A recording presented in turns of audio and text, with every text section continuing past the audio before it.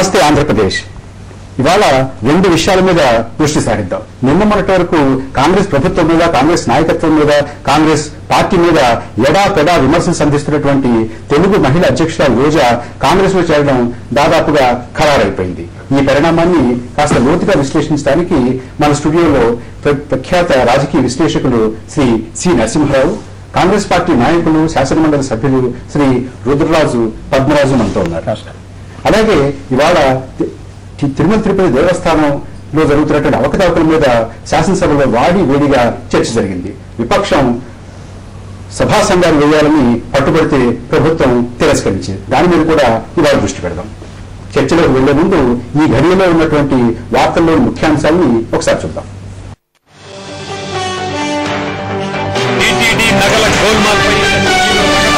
సభా సంఘం ఏర్పాటుకు ససేమిరా అన్న సర్కార్. నిజామాబాద్ నిమజ్జనంలో విషాదం, విగ్రహం కింద పడి 6 దుర్మరణం.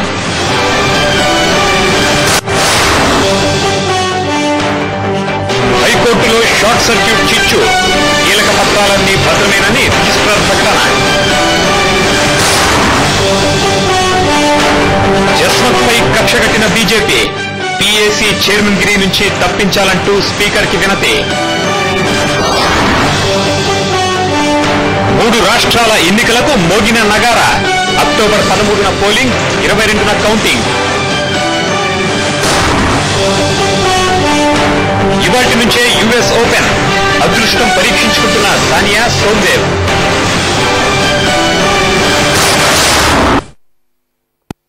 ముందుగా టీటీడీ గురించి శాసనసభలో జరిగినటువంటి విషయం మీద చర్చిద్దాం.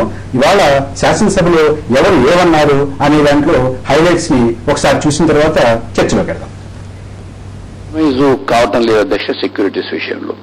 దాంతోపాటు కామన్ భక్తులకు సంబంధించి ఏదో ఒక విధంగా వాళ్ళ వెయిట్ చేసే సమయం తగ్గించే విషయంలో అయితేనే, మోర్ ఆఫ్ అమ్యూనిటీస్ కలిగజేసే విషయంలో అయితేనే, పైన ఫ్రీ ఫుడ్ ఇచ్చే ఏర్పాటు విషయంలో అయితేనే ఎక్కడే కానీ కాంప్రమైజ్ లేకుండా చాలా పద్ధతిగా చేసే ప్రయత్నాన్ని చేస్తున్నాం అధ్యక్ష.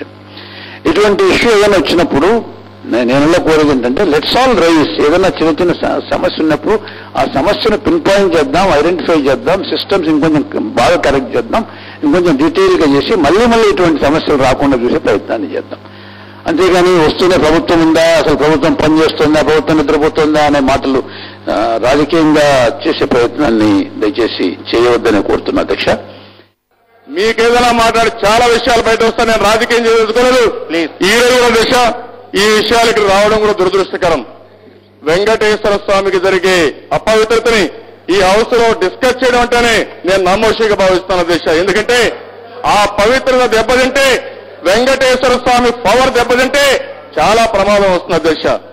ఇప్పటికి కూడా ఒకటే చెప్తున్నాను దిశ, ఈ కాంగ్రెస్ సభ్యులు ఏమని అనుకోవచ్చు, చరిత్ర చెప్తున్న దిశ, వెంకటేశ్వర స్వామికి అపచారం చేసిన ఏ వ్యక్తి అయినా సరే జీవితంలో బాగుపడలేదు, బాగుపడరు. ఇది వాస్తవం, అది జరిగి తీరుతుంది. ఆ నమ్మకం నాకుంది దిశ. మీరేమి చేయకపోతే మీరు బాధపడక్కర్లేదు.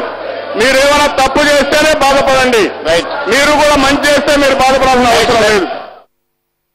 ఆ వజ్రాలను వాటి ఖరీదు చూస్తుంటే కనుక ఆ లిస్టు మంత్రివారి గారికి పంపించడం ద్వారా ఒక్కొక్క వజ్రం అది శ్రీకృష్ణదేవరాయల కాలం నాటివి. అలాంటి వజ్రాలు అవి తర్వాత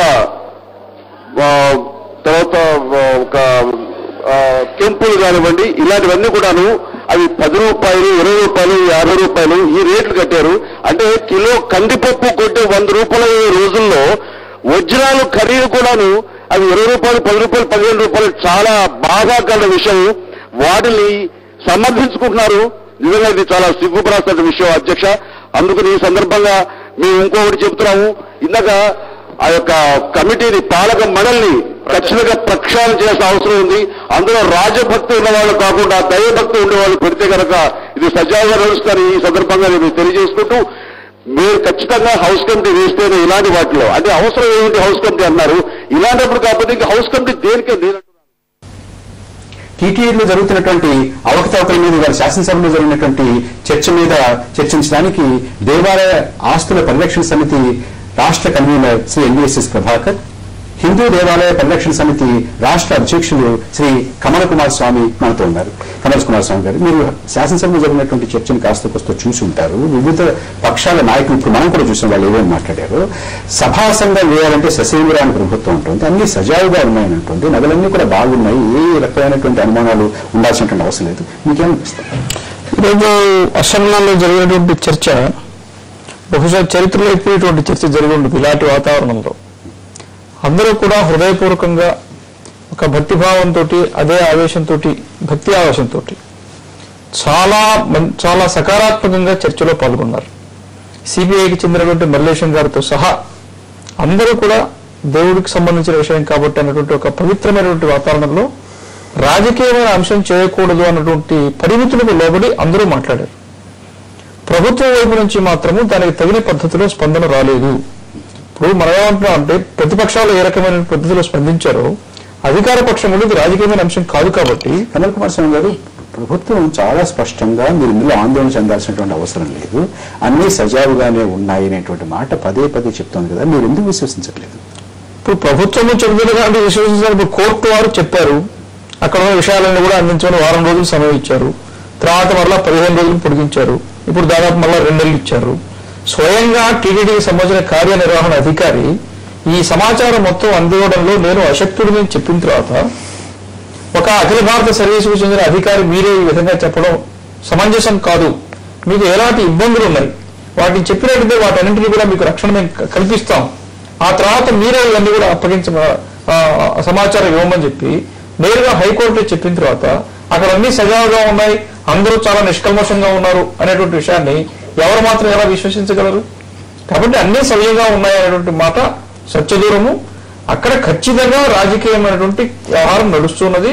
దీంట్లో నుంచి దాన్ని బయటికి తీసుకురావడానికి వీళ్ళు ఖచ్చితంగా అది అంతే వాళ్ళు పవిత్రమైనటువంటి వాతావరణంలో రాజకీయ పార్టీలు కావచ్చు, అధికారంలో ఉన్న వాళ్ళు ముఖ్యంగా అంటే అక్కడ ఏదైనా మంచి కార్యక్రమం జరిగిందనుకోండి, అది ముఖ్యమంత్రి గారి వల్లనే జరిగిందని చెప్తున్నారు.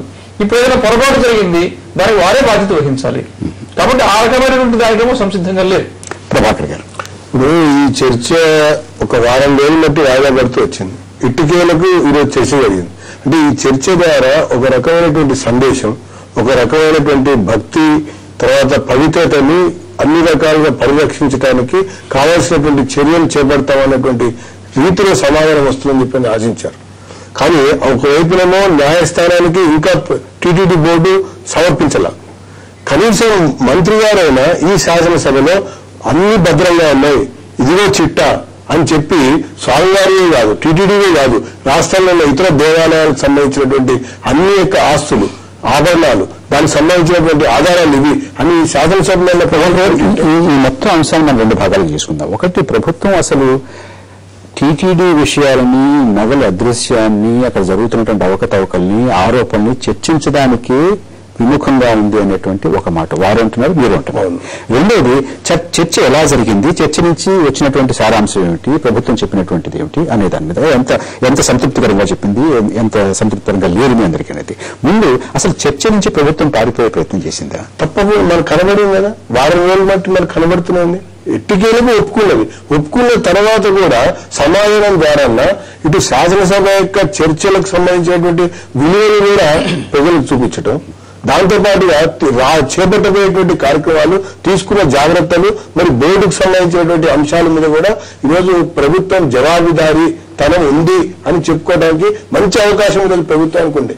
కానీ అక్కడ మాత్రం ప్రభుత్వం దాడి చేసింది. ఇది కూడా ఒక రాజకీయ అంశం పైన చర్చ జరుగుతుంది కదా, దాడి ఎదురుదాడి అన్నటువంటి రీతిలో ముఖ్యమంత్రి గారు కూడా రకంగా ప్రయత్నం చేశారు. కనీసం ధార్మిక పరిషత్ మీద నా ప్రభుత్వం నేను గతంలో పోయిన టర్మ్ లో పాస్ చేసినటువంటి రెజల్యూషన్ ని ఈసారి ఈ సందర్భంగా నేను ఖచ్చితంగా పలానా తేదీనాడు అమలు చేస్తున్నా అని చెప్పలేకపోయారు.